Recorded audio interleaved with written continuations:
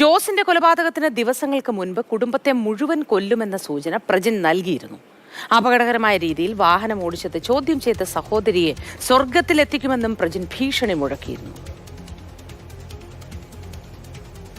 ഇവൻ രാത്രി കാലങ്ങളിൽ ഇറങ്ങിപ്പോകുമായിരുന്നു. അപ്പോൾ ഈ വീട്ടിൽ നിന്ന് രാത്രി 12-1 മണിക്കൊക്കെ പുറത്തിറങ്ങിപ്പോകും. എവിടെ പോകുന്നുവെന്ന് ചോദിക്കുമ്പോൾ ദേഷ്യപ്പെട്ട് മറുപടി പറയാതെ പോകുമായിരുന്നു. തിരിച്ച് അതേപോലെ മടങ്ങി വരും. അപ്പോൾ ഈ ഫോണ് പോലീസ് ഉദ്യോഗസ്ഥർ എടുത്ത് പരിശോധിച്ച് അത് പരിശോധിച്ചാൽ അത് ഈ പുറം ലോകമറിയാത്ത പല കാര്യങ്ങളും അറിയാൻ പറ്റും എന്നുള്ളതാണ് കാര്യം. ഈ ഫോൺ വിളിയെ സംബന്ധിച്ച് വീട്ടുകാർക്ക് മറ്റു കാര്യങ്ങൾ അറിയില്ലല്ലോ. അപ്പോൾ ഇത് കമ്പ്യൂട്ടർ ഇരിപ്പുണ്ട്, കമ്പ്യൂട്ടർ പരിശോധിക്കണം. അതൊക്കെ പരിശോധിച്ചാൽ നമുക്ക് കുറച്ച് കാര്യങ്ങൾ കൂടെ അറിയാൻ കഴിയുമെന്നുള്ളതാണ്. വെള്ളറടയിൽ അച്ഛനെ മകൻ കൊലപ്പെടുത്തിയ സംഭവവുമായി ബന്ധപ്പെട്ടാണ് ഈ പ്രതികരണം. വളരെ ദാരുണമായി ഈ സംഭവത്തിന്റെ വിശദാംശങ്ങളുമായി ജിബിൻ JB ചേരുന്നു. ജിബിൻ, നേരത്തെയും ഇത്തരത്തിൽ പ്രവണത കാണിച്ചിരുന്ന ഒരാളാണെന്നാണല്ലോ പറയുന്നത്. സഹോദരിയോട് പോലും അത്തരത്തിൽ സ്വർഗത്തിലെത്തിക്കുമെന്ന് പറഞ്ഞിരുന്നുവെന്ന്. വിശദാംശങ്ങൾ എന്താണ് ജിബിൻ? മൂത്തി, കഴിഞ്ഞ ഒരു 6 വർഷക്കാലമായിട്ടുള്ള പ്രജിൻ ജോസിൻ്റെ ജീവിതം എന്ന് പറയുന്നത് വളരെയധികം നിഗൂഢതകൾ നിറഞ്ഞതാണ്. പ്രജിൻ എവിടെയാണ് പോകുന്നത്, ആരെയാണ് കാണുന്നത്, വീട്ടിനുള്ളിൽ എന്താണ് ചെയ്യുന്നത് എന്ന് സംബന്ധിച്ച കാര്യം കുടുംബത്തിന് പോലും ഒരു വ്യക്തത ഇല്ലായിരുന്നു എന്നുള്ളതാണ് ഏറ്റവും വലിയ സത്യമെന്ന് പറയുന്നത്. കാരണം സ്വന്തം അച്ഛനെയും അമ്മയും ഒരു 6 വർഷക്കാലം വീട്ടിനുള്ളിൽ മറ്റു കാര്യങ്ങളൊന്നും ചെയ്യാൻ അനുവദിക്കാതെ താമസിക്കുക, അല്ലെങ്കിൽ പ്രജിൻ്റെ ജീവിതത്തിൽ അച്ഛനെയും അമ്മയും ഇടപെടാൻ അനുവദിക്കാതിരിക്കുക, മുറിയിൽ പോലും കയറാൻ ഒരു പിതാവിനും മാതാവിനും അവസരം നിഷേധിച്ചിരുന്ന ഒരു സാഹചര്യമാണ് ആ വീട്ടിലുണ്ടായിരുന്നത്. ഇതിനിടെ പലതവണ അച്ഛനെയും അമ്മയും കൊല്ലുമെന്ന തരത്തിലുള്ള ഭീഷണി പ്രജിൻ ജോസിൻ്റെ ഭാഗത്തു നിന്നുണ്ടായിരുന്നു. പ്രത്യേകിച്ച് ഈ ഒരു പോസ്റ്റ്മോർട്ടം റിപ്പോർട്ടിൽ കൊലപാതകത്തിന് 28 വെട്ടുകളാണ് ജോസ് എന്ന 70-കാരൻ്റെ ശരീരത്തിൽ ഉണ്ടായിരുന്നത്. ഇതിൽ മാരകമായിട്ടുള്ള 3 വെട്ടുകളാണ് അദ്ദേഹത്തിൻ്റെ ജീവൻ കവർന്നെടുത്തത്. മറ്റൊരു കാര്യം കൂടി പോസ്റ്റ്മോർട്ടം റിപ്പോർട്ടിൽ നിന്ന് പുറത്തു വരുന്നുണ്ട്. കഴിഞ്ഞ കുറച്ച് നാളുകളായി ഇദ്ദേഹത്തിന് ഏറ്റ മർദ്ദനത്തിൻ്റെ പാടുകൾ, അതിക്രൂരമായ ഒരു മർദ്ദനം ഈ മകൻ്റെ ഭാഗത്ത് നിന്ന് പിതാവിന് ഏറ്റിരുന്നു എന്നതിൻ്റെ തെളിവുകളൊക്കെ തന്നെ ഈ ശരീരത്തിൽ നിന്നുണ്ടായിരുന്നു.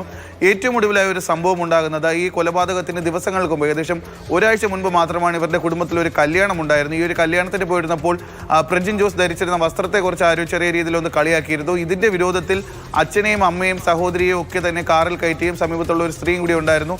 അമിത വേഗത്തിൽ അപകടകരമാവുന്ന രീതിയിലാണ് പ്രജിൻ ജോസ് എന്ന ആ ഒരു ദേഷ്യത്തിൽ കാർ ഓടിച്ചത്.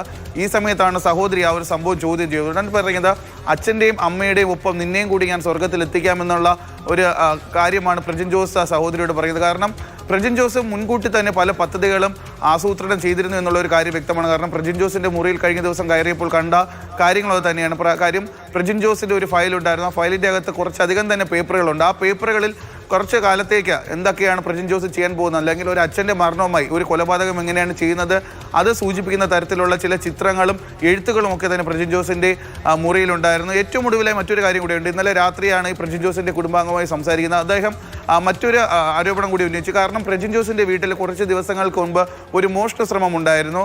ഇതും പക്ഷേ ഇപ്പോൾ ഈ വീട്ടുകാർ സംശയിക്കുന്നുണ്ട്. കാരണം കഴിഞ്ഞ ദിവസം അവിടെ നിന്ന് ലഭിച്ച ഒരു പേപ്പറിൽ ഒരു വാചകം എഴുതിയിട്ടുണ്ടായിരുന്നു, walk above and below the ladder with King Kong BGM എന്ന് പറഞ്ഞിട്ട് ഒരു പേപ്പറും കൂടി ആ ഒരു മുറിയിൽ നിന്ന് കിട്ടിയിട്ടുണ്ടായിരുന്നു. അതിൽ ഒരു ചിത്രം വരച്ചിട്ടുണ്ട്. അതേ രീതിയിൽ തന്നെ പ്രജിൻ ജോസിൻ്റെ മുറിയിൽ നിന്ന് പുറത്തേക്ക് താഴേക്ക് ഇറങ്ങുന്നതിന് വേണ്ടിയിട്ട് ഒരു ഏണി കൂടി അവിടെ സ്ഥാപിച്ചിട്ടുണ്ട്. കാരണം പ്രജിൻ ജോസ് വീട്ടിൽ നിന്ന് പുറത്തേക്ക് ഇറങ്ങുന്നതിനും കയറുന്നതിനും ഒന്നും തന്നെ വിലക്കില്ല. രാത്രി 12 മണി ആകുമ്പോഴാണ് അദ്ദേഹം വെളിയിലേക്ക് പോകുന്നതും പുലർച്ചെയൊക്കെയാണ് വീട്ടിലേക്ക് വരുന്നത്. അപ്പോൾ ഈ മകനെ പേടിച്ചുകൊണ്ട് വീട്ടുകാരൊന്നും തന്നെ അത് ചോദ്യം ചെയ്തിരുന്നുമില്ല. പക്ഷേ എന്തിനാണ് ഈ പ്രജിൻ ജോസ് വീട്ടിൽ നിന്ന് താഴേക്ക് ഇറങ്ങാൻ വേണ്ടിയിട്ട് ഒരു കോണി, അവിടെ ഒരു ഏണി ആ വീട്ടിൽ ചാരി വെച്ചിരിക്കുന്നതെന്ന് സംശയിക്കുന്ന ഒരു ദുരൂഹത കൂടി ഇപ്പോൾ വീട്ടുകാർ പറയുന്നു. കാരണം പ്രജിൻ ജോസ് മറ്റാരെങ്കിലുമായിട്ട് വീട്ടിൽ വരാറുണ്ടായിരുന്നു, അല്ലെങ്കിൽ മറ്റാരെങ്കിലും ഈ കൊലപാതക ദിവസം തന്നെ പ്രജിൻ ജോസിൻ്റെ അടുത്ത് എത്തിയിരുന്നു എന്നുള്ള കാര്യം. കഴിഞ്ഞ ദിവസം ഒരു സംശയം കുടുംബത്തിൻ്റെ ഭാഗത്ത് നിന്ന് ഒരു കറുത്ത വസ്ത്രധാരിയെക്കുറിച്ചുള്ള സംശയമൊക്കെ തന്നെ കുടുംബം നേരത്തെ നമ്മളോട് സംസാരിച്ചിരുന്നു. അപ്പോൾ അത്തരത്തിൽ ആരെങ്കിലും വീട്ടിൽ വന്ന് പോകാറുണ്ടായിരുന്നോ എന്നുള്ള കാര്യമൊക്കെ തന്നെ ഇപ്പോൾ കുടുംബം അത്തരത്തിലുള്ള ആശങ്ക കൂടി പ്രകടിപ്പിക്കുകയാണ്. മറ്റൊരു കാര്യമെന്ന് പറയുന്നത്, ഈ പ്രജിൻ ജോസ് മരിക്കുന്നതിന് 2 ദിവസം മുൻപ് ഐഫോൺ ഉൾപ്പെടെ ഫുൾ ഫോർമാറ്റ് ചെയ്ത് അതിലുള്ള എല്ലാ ഡേറ്റകളും ഇറേസ് ചെയ്തതിന് ശേഷമാണ് പിതാവിൻ്റെ കയ്യിൽ ഫോൺ സൂക്ഷിക്കാൻ വേണ്ടി കൊടുക്കുന്നത്.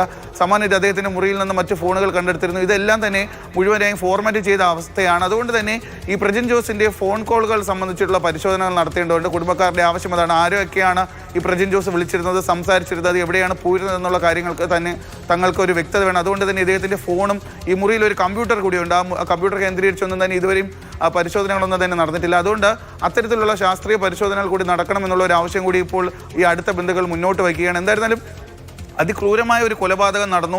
ആ ഒരു കൊലപാതക വാർത്ത പക്ഷേ ഈ ഒരു കൊലപാതകം നേരത്തെ തന്നെ ഈ പ്രജിൻ ജോസിന് സ്വഭാവത്തിൽ എന്തെങ്കിലും മാറ്റങ്ങൾ ഉള്ളത് അല്ലെങ്കിൽ വളരെ വ്യത്യസ്തമായി എന്തെങ്കിലുമൊക്കെ തോന്നിയത് മാതാപിതാക്കൾ പോലീസിനോട് പങ്കുവച്ചിട്ടുണ്ടോ? പണ്ടേ അത്തരത്തിൽ എന്തെങ്കിലുമൊക്കെ വ്യത്യാസങ്ങളുണ്ടോ സ്വഭാവത്തിൽ, പെരുമാറ്റത്തിൽ? മോത്തി, പ്രജിൻ ജോസ് 2019 കോവിഡ് സമയത്താണ് ചൈനയിൽ നിന്ന് MBBS പഠനം പൂർത്തിയാക്കി നാട്ടിലേക്ക് വരുന്നത്. പിന്നീട് ഇദ്ദേഹത്തിന് അവിടെ നിന്ന് കോവിഡുമായി ബന്ധപ്പെട്ടുള്ള കോളേജുകൾ അടച്ചത് കാരണം ഇദ്ദേഹത്തിന് അവിടെ മെഡിക്കൽ പഠനം പൂർത്തിയാക്കിയത് സർട്ടിഫിക്കറ്റ് ഒന്നും തന്നെ ലഭിക്കുന്നില്ല. തുടർന്നാണ് ഈ വീട്ടിൽ അടച്ചു മൂടി പ്രജിൻ ജോസ് ഇരിക്കാൻ തുടങ്ങിയത്. പക്ഷേ ആ ഒരു സമയത്തൊന്നും തന്നെ പ്രജിൻ ജോസിന്റെ സ്വഭാവത്തിൽ വലിയൊരു വ്യത്യാസമില്ലായിരുന്നു എന്നാണ് മാതാപിതാക്കൾ, അമ്മയും അതുപോലെ തന്നെ അടുത്ത ബന്ധുക്കളും പറയുന്നത്. ഇതിനുശേഷമാണ് കഴിഞ്ഞ കുറച്ച് നാളുകൾക്ക് ഏകദേശം എടുത്തു പറഞ്ഞാൽ ഒരു വർഷം മുമ്പ് പ്രജിൻ ജോസിന് സിനിമ പഠിക്കണമെന്നുള്ള ആഗ്രഹം പ്രജിൻ വീട്ടുകാരോട് പ്രകടിപ്പിക്കുന്നു. അതിനുവേണ്ടി 1.5 ലക്ഷം രൂപ വീട്ടിൽ നിന്ന് ആവശ്യപ്പെടുന്നു. തുടർന്ന് കൊച്ചിയിലേക്ക് പോകുന്നു. ഈ കൊച്ചിയിൽ നിന്ന് മകൻ വീട്ടിലേക്ക് മടങ്ങി വന്നതിന് ശേഷമാണ് ഇത്തരത്തിലുള്ള സ്വഭാവങ്ങളിൽ മാറ്റമെന്നാണ് അമ്മ പറയുന്നത്. കാരണം എല്ലാ ദിവസവും വൈകുന്നേരത്തെ വീട്ടിൽ പ്രാർത്ഥനയുണ്ടാകും. അമ്മ താഴെ ഇരുന്ന ഈ പ്രാർത്ഥന കേൾക്കുമ്പോൾ TV യിൽ വെച്ചാണ് പ്രാർത്ഥന കേൾക്കുന്നത്. ഈ ഒരു പ്രാർത്ഥനയുടെ അതേസമയം തന്നെ പ്രജിൻ ജോസ് മുകളിലത്തെ മുറിയിലിരുന്നു കൊണ്ട് ഈ സാത്താൻ സേവക്കാർ ഉപയോഗിക്കുന്ന തരത്തിലുള്ള പാട്ടുകൾ മുറിയിൽ ഇടുകയും കറുത്ത വസ്ത്രം അല്ലെങ്കിൽ ചുവന്ന വസ്ത്രം ധരിച്ചുകൊണ്ട് അവിടെ നൃത്തവും വളരെ ഉയർച്ചയിലുള്ള പാട്ടുമൊക്കെ തന്നെ പ്രജിൻ ജോസ് പാടുമായിരുന്നു എന്നാണ് അമ്മ പറയുന്നത്. ഇത് പലപ്പോഴും ചോദ്യം ചെയ്യാൻ ശ്രമിച്ചിരുന്നു. അപ്പോഴൊക്കെ തന്നെ അച്ഛനെയും അമ്മയും മർദ്ദിക്കുന്ന ഒരു സാഹചര്യമാണ് ഉണ്ടായത്. പ്രത്യേകിച്ച് അച്ഛനെയും അമ്മയും അച്ഛൻ്റെയും അമ്മയുടെ വായിൽ പോലും തുപ്പുന്ന ഒരു അവസ്ഥ കൂടി ആ വീട്ടിലുണ്ടായിരുന്നു. മറ്റെന്തെങ്കിലും ചോദ്യം ചെയ്തു കഴിഞ്ഞാൽ അച്ഛനെ മൃഗീയമായി മർദ്ദിക്കുക എന്നുള്ളതായിരുന്നു മകൻ്റെ പ്രധാന പരിപാടി എന്നാണ് ഒരു അമ്മ കരഞ്ഞുകൊണ്ട് ഇന്നലെ പറഞ്ഞത്. മറ്റൊരു കാര്യം എന്ന് പറഞ്ഞാൽ നേരത്തെ പറഞ്ഞൊരു കാര്യമുണ്ട്. അതായത് ഈ ജോസ് എന്ന് പറയുന്ന 70-കാരൻ്റെ ശരീരത്തിൽ 28 മുറിവ് മാത്രമല്ല ഉണ്ടായിരുന്നത്, കാലങ്ങളായി തൻ്റെ മകൻ മർദ്ദിച്ചതിൻ്റെ പാടുകളൊക്കെ തന്നെ ആ ശരീരത്തിൽ ഉണ്ടായിരുന്നു എന്നുള്ളതാണ് മറ്റൊരു കാര്യമെന്ന് പറയുന്നത്. പിന്നെ ഈ കഴിഞ്ഞ ദിവസം പറഞ്ഞ കുറച്ച് കാര്യങ്ങൾ, അതായത് പ്രജിൻ ജോസിൻ്റെ മുറിയിൽ കണ്ട കുറച്ച് കാഴ്ചകളുണ്ട്. കാരണം ഒരു 28 വയസ്സുകാരനായിട്ടുള്ള ഒരു MBBS വിദ്യാർത്ഥിയായിരുന്ന ഒരു യുവാവിൻ്റെ മുറിയിൽ കാണേണ്ട കാഴ്ചകളെല്ലാം ആ മുറിയിൽ കണ്ടത്. എല്ലാം തികച്ചും സൂചിപ്പിക്കുന്നത് പ്രജിൻ ജോസ് മറ്റെന്തോ ഒരു വിശ്വാസത്തിന് അടിമയായിരുന്നു, അല്ലെങ്കിൽ പ്രജിൻ ജോസ് ആരെയോ ഇൻഫ്ലുവൻസ് ചെയ്തുകൊണ്ട് പ്രജിൻ ജോസ് അത്തരത്തിൽ മറ്റൊരാളുടെ ഇൻഫ്ലുവൻസിലൂടെ പ്രജിൻ ജോസ് ജീവിക്കുന്നു എന്ന് തെളിയിക്കുന്ന കുറച്ച് കാര്യങ്ങളാണ് പ്രജിൻ ജോസിൻ്റെ മുറിയിൽ നിന്ന് ലഭിച്ചത്. ആ പേപ്പറുകളിൽ എഴുതിയിട്ടുള്ളതും അതാണ്. പ്രജിൻ ജോസ് സ്വന്തമായി നിർമ്മിച്ച കുറച്ച് വസ്തുക്കൾ ആ മുറിയിലുണ്ടായിരുന്നു. പ്രജിൻ ജോസ് ഇവരുടെ വീട്ടിലൊക്കെ തന്നെ ഒരു ഹാർഡ്വെയർ കടയുടെ ഒരു ഹോൾസെയിൽ കടയൊക്കെ തന്നെ ഇവരുടെ വീട്ടിലുണ്ട്. അവിടെ നിന്ന് ശേഖരിക്കുന്ന വസ്തുക്കൾ ഉപയോഗിച്ചുകൊണ്ട് സ്വന്തമായി വെൽഡ് ചെയ്ത് നിർമ്മിച്ചെടുത്ത കുറച്ച് ടൂൾസ് ആ മുറിയിലുണ്ടായിരുന്നു. പ്രത്യേകിച്ച് ഏറ്റവും എടുത്ത് പറയേണ്ട കാര്യമെന്ന് പറയുന്നത് ഈ പ്രജിൻ ജോസിൻ്റെ മുറിയുടെ ബാത്റൂമിൽ ഏകദേശം ഒരു 1.5 ഒരു ബാർബർ ഷോപ്പിൽ ഉള്ളതോളം തന്നെ മുടി ആ ഒരു മുറിക്കകത്തുണ്ടായിരുന്നു. ഇദ്ദേഹം ഈ മരണത്തിന് 2-3 ദിവസം മുമ്പാണ് ഈ മുഴുവനായി മുട്ടയടിച്ചെങ്കിൽ പോലും അതിനു മുമ്പ് ഏറെക്കാലമായി ഇദ്ദേഹം ട്രിം ചെയ്യുന്ന മുടി ഉൾപ്പെടെ ആ മുറിയിൽ തന്നെ സൂക്ഷിച്ചിട്ടുണ്ടായിരുന്നു. കുറച്ച് ഭസ്മം ഉണ്ടായിരുന്നു, കളിമണ്ണുണ്ടായിരുന്നു. കളിമണ്ണിൽ ഇദ്ദേഹം ചെയ്യുന്നത് ആ കണ്ടാൽ മനസ്സിലാവുന്ന കളിമണ്ണിൽ പ്രതിമയുണ്ടാക്കി അതിൻ്റെ തലയൊക്കെ തന്നെ ഛേദിച്ച് കളയുന്ന ആ ഒരു സാഹചര്യം കൂടി ഉണ്ടായിരുന്നു. അതൊക്കെ സൂചിപ്പിക്കുന്ന വസ്തുക്കളും പ്രജിൻ ജോസിൻ്റെ മുറിയിൽ നിന്ന് ലഭിച്ചിരുന്നു. പിന്നെ ബാറ്റിൽ ആക്സ് എന്ന് പറയുന്ന ഒരു സാധനം, അത് പ്രജിൻ ജോസ് നിർമ്മിച്ചതാണ്.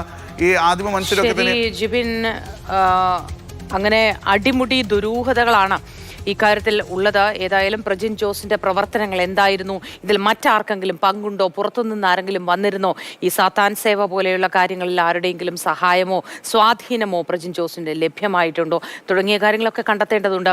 എന്തുകൊണ്ട് ഇത്തരത്തിൽ വളരെ ആസൂത്രിതമായൊരു കൊലയാണ് എങ്കിൽ അതുകൊണ്ടായിരിക്കണം ഈ ഫോണിലെ വിവരങ്ങൾ ഒക്കെ ഫോമാറ്റ് ചെയ്ത് കളഞ്ഞത് എന്ന് പോലീസ് കരുതുന്നുണ്ടെങ്കിൽ അതിലും ഒരു അന്വേഷണം പോലീസിന്റെ ഭാഗത്തു നിന്നുണ്ടാവും. വിശദമായ അന്വേഷണം തന്നെ നടക്കുകയാണ്. വിവരങ്ങളാണ് ജിബിൻ JB നൽകിയത്.